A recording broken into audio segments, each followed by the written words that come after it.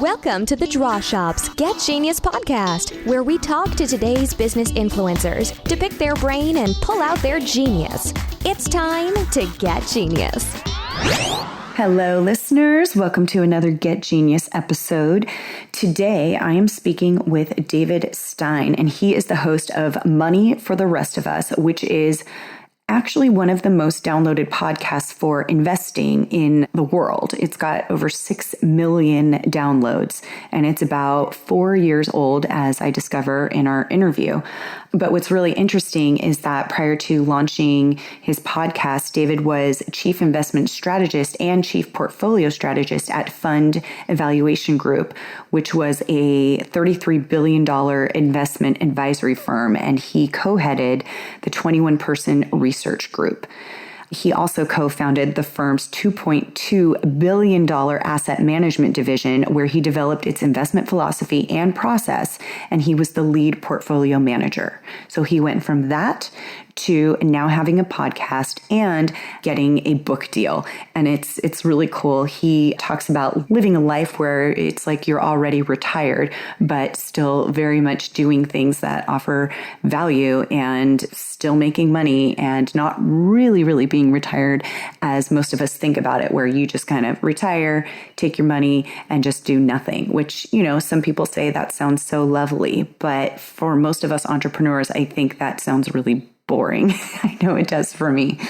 David perfected his teaching style as an investment consultant to numerous not-for-profit institutions, where he assisted the board and staff in overseeing billions of dollars in endowment assets. His former institutional clients include the Texas A&M University System, the University of Puget Sound, and the Sierra Club Foundation. He was the firm's primary spokesperson on financial markets and the economy, and he authored the firm's quarterly newsletter for close to a decade.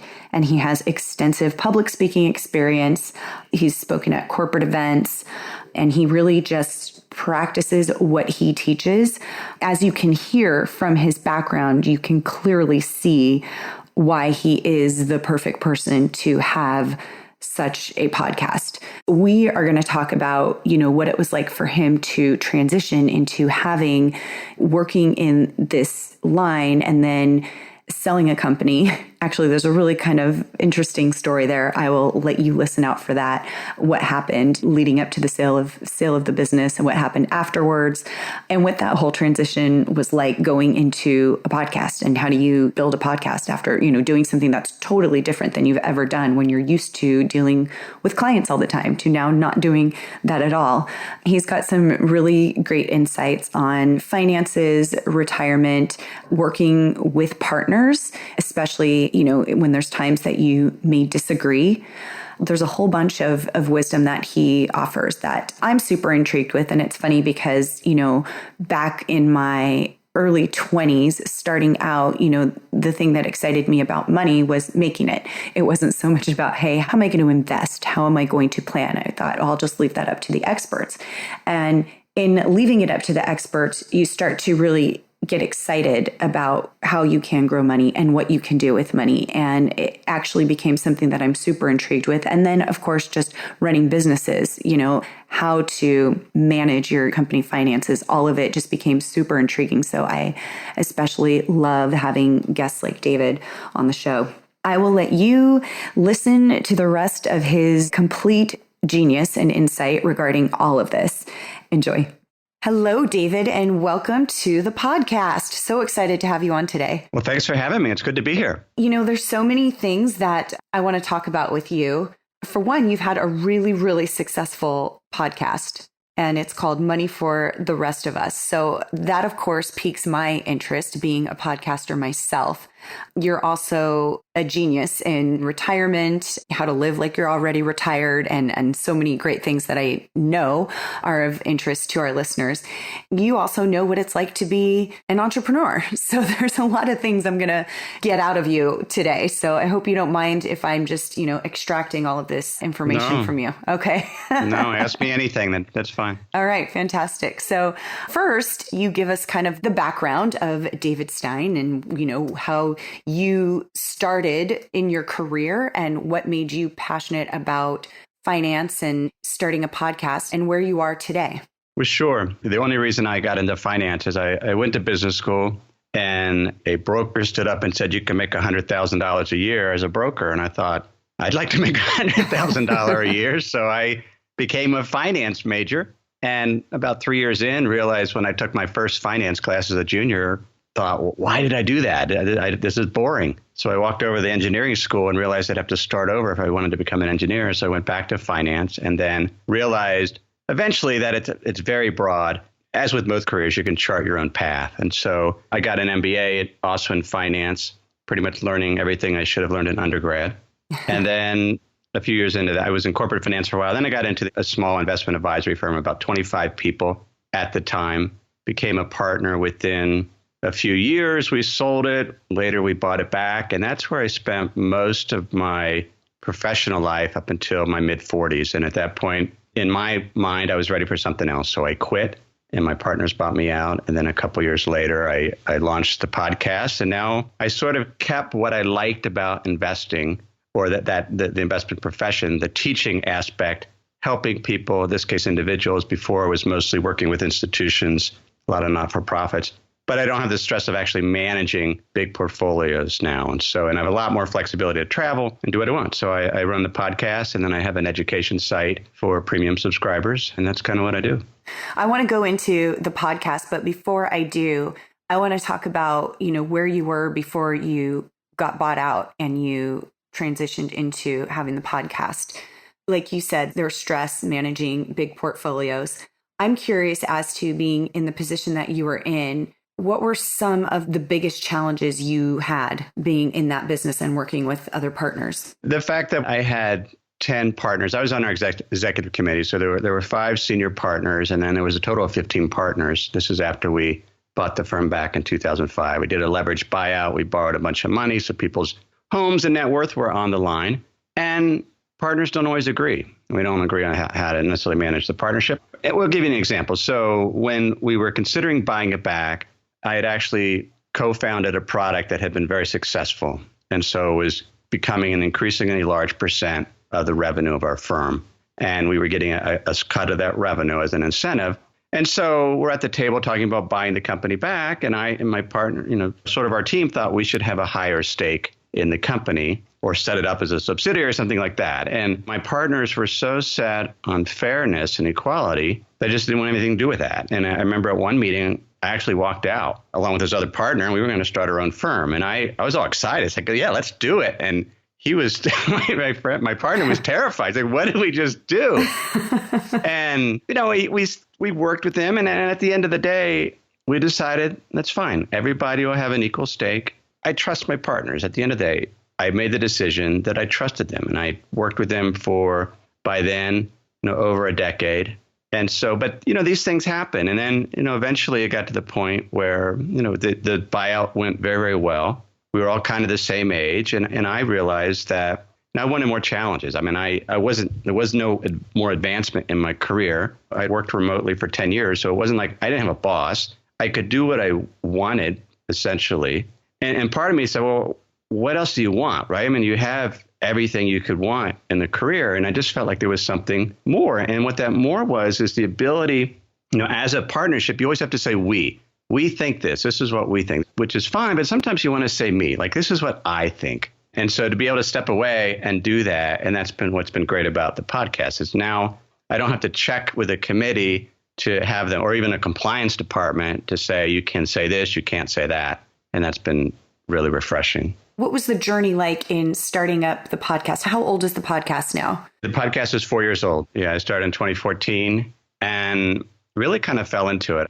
After leaving my investment firm, it took me a couple years to kind of figure out how I wanted to go about it. I launched several iterations of what I do now and immediately shut them down because I didn't want individual clients is what it turned out. I just didn't want that stress or even anything really to do with money. So it took a while. And because when you leave a career, a company you've been with so long, it's really like getting a divorce. I mean, it takes a while to kind of just find who you are. And so it was a couple years later, I launched the podcast after being interviewed on somebody else's podcast and realized that this is fun. And at least in the personal finance space, there really wasn't a whole lot of competition. So I just launched them, and I didn't bring an audience with me. I just built it slowly over time. And so I've done 200 plus episodes now, and it's been 4 years. Going back to, you said it's like a divorce. And I think that's so interesting because one of my questions for you was getting the company ready to be sold, getting ready to be bought out.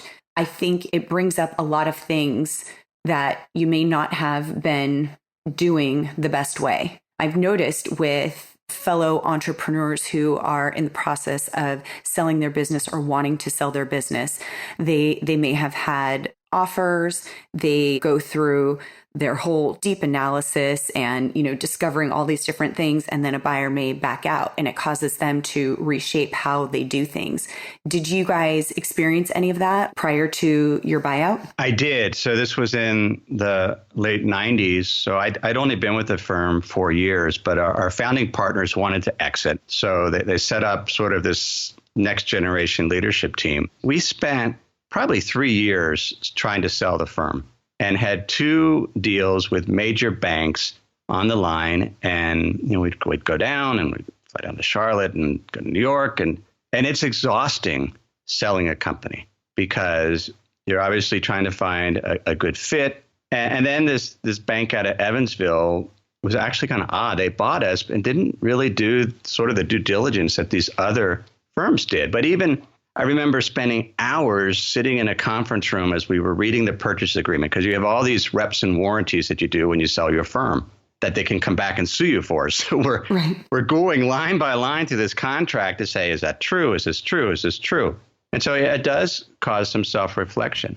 And at the end of the day, in that case, we sold, but it turned out it was not a good fit. I mean, it's like, I don't even know why they bought us. And I even remember when they were buying us thinking, why are they buying us? And they bought us and didn't really do anything with us. And we went back probably 3 years later, we bought it back from them for about half of what we sold it for. So It worked out well. But it does cause self-reflection because it takes a lot of time to sell a business. And that's one reason why I wanted to leave, because I didn't want to go through that again because it took so much time. And so with our partnership agreement, I knew what my buyout number was, right? You got X percent of EBITDA, essentially the cash flow to leave.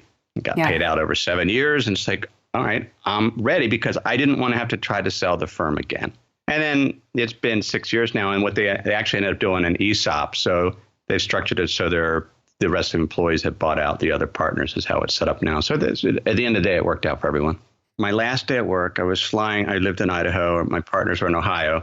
I was on the plane and I launched my first website, which was going to be an investment newsletter.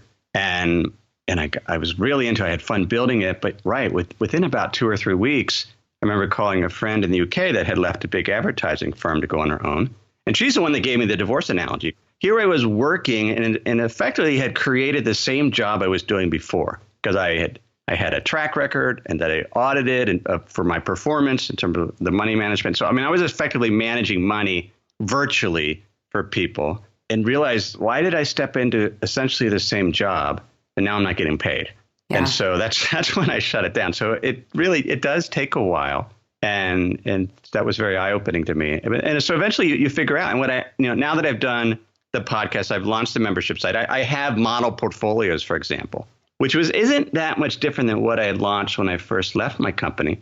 But I found that over time, as members or listeners requested things like, well, yeah, I probably could do that now, or I could do this. So I've slowly moved back in and be willing to take on assignments like that, but do in a way where I wasn't putting pressure on myself. There's the whole learning curve because you hadn't done a podcast before. How did you, what were your resources? How did you do this? Did you outsource? Did you do it all yourself? What was your whole process in getting it? And not just, getting it up and running, but it's quite successful. How did you strategize that? This is all something new and different that you hadn't done before. One thing I did is I decided right off that, I did it all myself, but I tend to be contrarian. So most podcasts are interviews, and I've never really interviewed everybody, but I have spent many hours in front of college investment committees or other not-for-profits. So I knew how to teach and talk for 20, 25 minutes. And so I set up a podcast like that, just just me teaching, telling stories. I have way more flexibility now. So it's a narrative driven story podcast, but I'm teaching about money, investing in the economy. So it's a topic that people that are interested in personal finance, they want to know, because at the end, I knew I wanted to monetize the podcast some way. Right. And so I wanted people to trust me. And so I might, as long as I can make it interesting, because if it's not interesting, they won't listen. But if it's interesting, then they're going to want to hear from me and not necessarily a bunch of guests, because there are plenty of personal finance podcasts with guests. So that was one distinction. And then, I think the other thing, two things helped it grow. One, I always answer emails. And so 4 years in, if somebody emails me, I answer them, usually the same day, because I get way less emails than I did as an institutional investment advisor. And so I can handle a few emails a day from listeners or members, because that's how they're always, even today, I got a couple emails from people recommending books that I have not seen before that I'll read and probably do an episode on. And so that aspect was very important.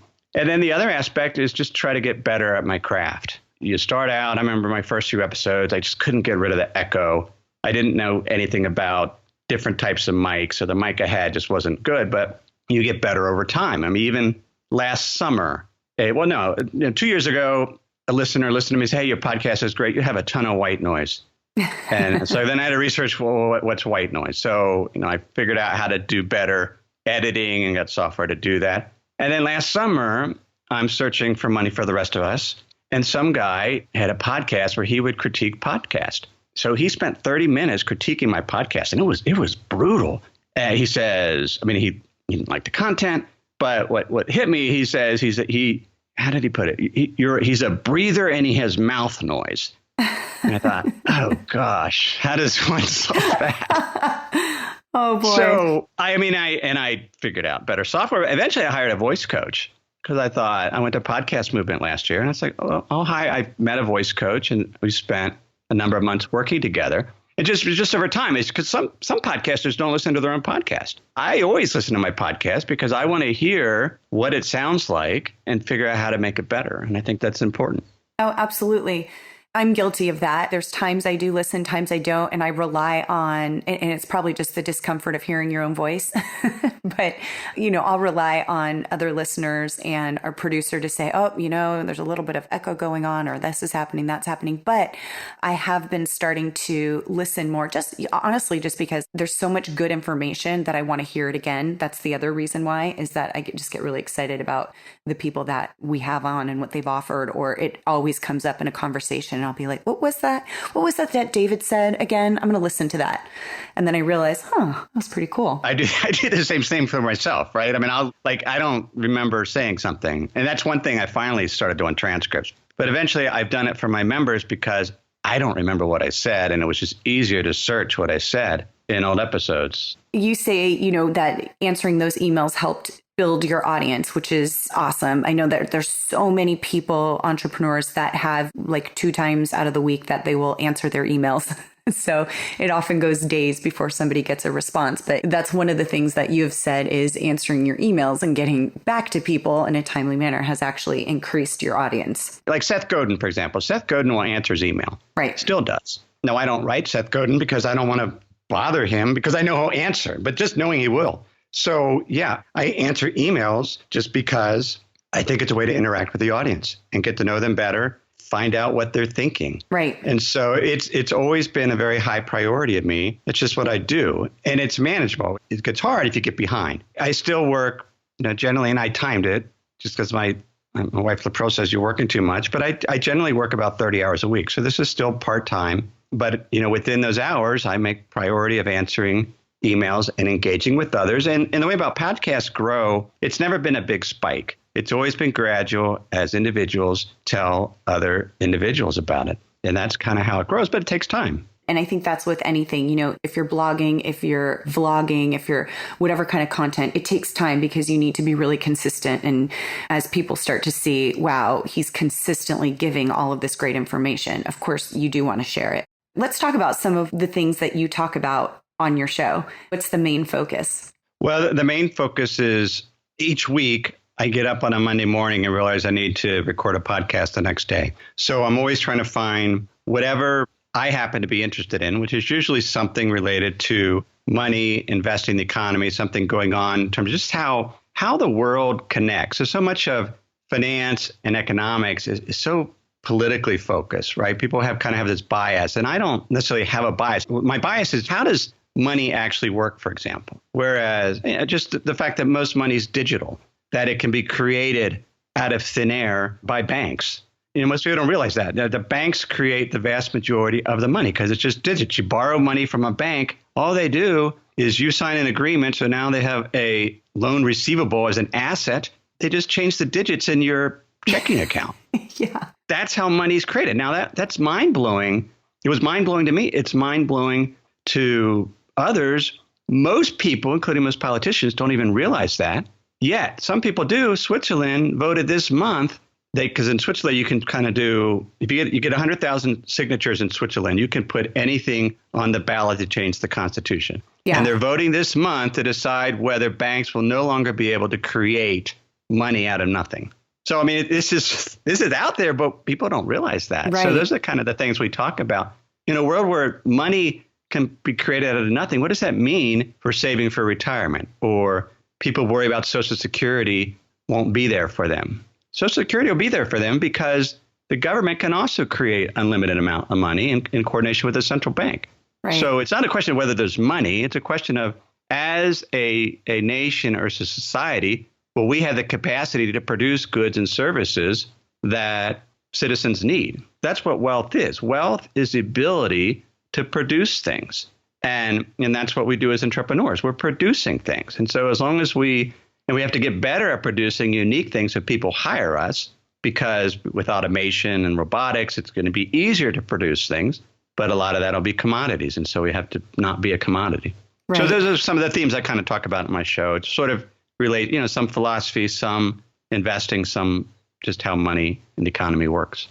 You talk a lot about retirement, which, like you said earlier, is a big, scary topic for a lot of people. And, sometimes for entrepreneurs as well, who may not have, may not work for a corporation that automatically has something set up for them, or, some entrepreneurs that have always kind of been riskier in their behavior with money.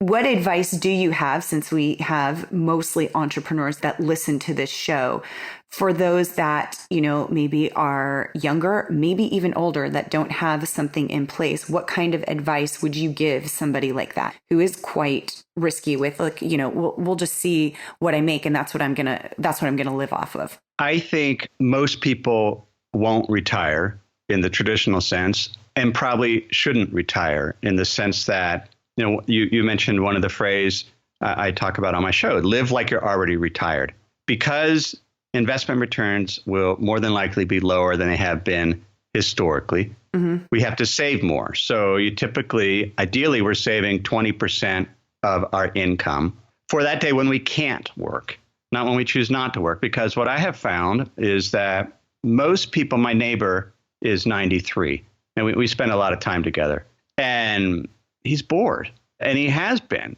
And I mean, he does things, he works on his yard, but, he says I admire that you have something to do every day. And there was a quote that Iris Apfel, she's a designer in New York, and she was quoted in Money Magazine last month. She's 96. And here's her quote. It says, "For me, retirement is a fate worse than death. I've seen so many people, especially in places like Palm Beach, who work so hard in their lives, and they come down here cold turkey, and then one day wake up and realize how vacuous their lives are now. I mean it. It isn't funny. I've seen it with my own eyes." So I don't think people should retire. I think you want to structure a life where you're doing something meaningful that you enjoy, but that you can sustain into your 70s or 80s, or in the case of Iris Apfel, into your 90s. Right. And often that means part-time work, because people don't necessarily want to stay at that same pace, but just not working at all. I think people get bored, and I don't think people want to do that or should do that. My husband and I always say that we'll never retire. You'll do the steps, take the steps you need to take to be secure. But in terms of retiring, I don't, can't see that day. Because my definition of retirement is the flexibility to do what you want. Exactly. Right. To have that freedom. And I did tell people, I mean, for a short period, I told people I was retired. And then they just kept coming up with projects for me to do because I thought I didn't have anything to do all day. Right. So I typically don't use that word anymore. There's a couple of interesting questions that I want to ask you that I know is something that you have great answers to. So one of them is, how common is it for business owners to see success in their company revenues while struggling with their personal finances at the same time, and why? Well, I think there's more emotion involved in your personal finances. I think sometimes even in the hedge fund business. So I've had very successful hedge fund managers join my website because it was completely different. Managing somebody else's money or doing a hedge fund versus coming and managing your own finances. And sometimes it's just psychological. It's just, I think managing your own money isn't that hard. We don't have to be, you just need some rules of thumb. And Lapril and I, we spent most of this winter traveling in the Southeast. So we stayed at hotels and Airbnbs, and it's fascinating how many different type of shower fixtures there are in terms of how do you operate a shower. Yeah. So many different whys, but there's basics. You know, how do you get the water pressure on, turn it on, hot or cold, and you figure out how to get the faucet to work. Well, investing is the same way. I mean, there's certain basic rules. You know, what drives investment returns? You know, how do stocks, bonds? But there's some basic principles that we can apply, and we shouldn't stress out so much about it, right? In terms of diversification, for example, just have as many different drivers of returns: public assets, private assets. Find to own gold. You can own some cryptocurrency. You can own some stocks. The trick is to separate out speculations versus investments. Investments typically have some type of income component. So you can, because that's why they go up over time, because there's an income component. Speculations is there's usually no income, and its success depends on somebody paying more down the road. Well, you don't want your retirement dependent on somebody paying you more down the road for some questionable asset that nobody really knows, like Bitcoin or gold. Right. So have more in investments, have as many different types of investments as you can get, have a few speculations, and don't spend so much time worrying about it. I think that's so great. And I know there's so much more that we can learn by listening to the podcast. You also have a website, moneyfortherestofus.com, which I'm sure links to the podcast. I'm going to make sure that we have all of that in the show notes and then in the blog post. I think there's just so many topics that we can learn from you. Is it once a week? Yeah, once a week. Okay. So every Wednesday. Awesome. If you had 3 pieces of advice for an entrepreneur who is just starting to plan for their future financial security, what would those 3 pieces of advice be? I think any type of entrepreneur, you realize that you can't plan much more than a year or two ahead. So yeah. You can always save. I mean, obviously save as much as you can. That's important. You learn investing by doing. And so just like with any type of skill, you learn it by doing. And entrepreneurialism and investments is a journey. And so just enjoy the journey, enjoy the feedback you get from your clients, you know, in terms of entrepreneur. That's how I built my sort of little personal business here, just interacting with individuals and figuring out what it is that they wanted, what was I willing to provide, and sort of a mix between those things. So just recognize that, it's iterative, and ultimately there's this flywheel concept where it's hard to push at the beginning. It seems overwhelming. Just like investment and business, eventually that flywheel gets going. You get some momentum, and where there's momentum, that's what you want to ride it where there's momentum. What's next for you after or alongside the podcast, or is there something, or have you not planned it yet?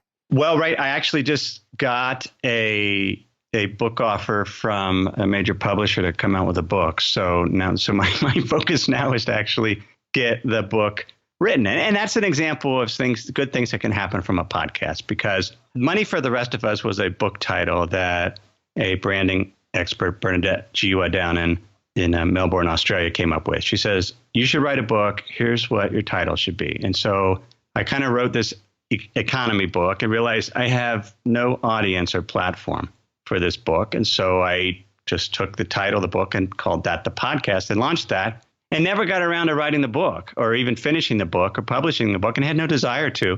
But an agent in New York, Lucas, contacted me, and he listened to my podcast, and he says, hey, you should write a book. I'd love to represent you. And so we had some conversations, and So he kind of pushed me to do it. We eventually got it sold. And so now that's kind of my project. And it's been good because now I have 4 years of content that I can craft into a book. And I mean, I'll obviously write it differently, but one benefit of consistently producing content, be a podcast or a blog, is it helps you clarify your thinking. It helps you understand what resonates, what teaching style resonates. So this will be much easier to write because I know what works.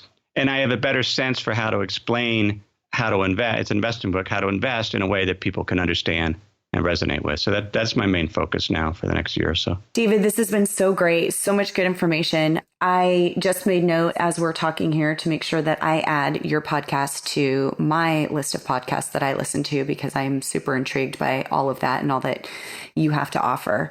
Really incredible story from what you were doing and what you're doing now. Also really inspiring because you really shaped the life of, like you are living in retirement, a very fun and non-boring retirement. I know that you travel a ton with your family, and it's awesome. And it's definitely an inspiration. And I appreciate you so much being on the show. Well, great. Thanks, Summer. It's been fun. Thank you for listening to today's Get Genius. You can learn more about The Draw Shop at www.thedrawshop.com, on Facebook, LinkedIn, and Twitter. Your home for kick-butt custom whiteboard marketing videos. Your ideas come to life. Thanks for listening. Please share, comment, and make any suggestions for future Genius guests.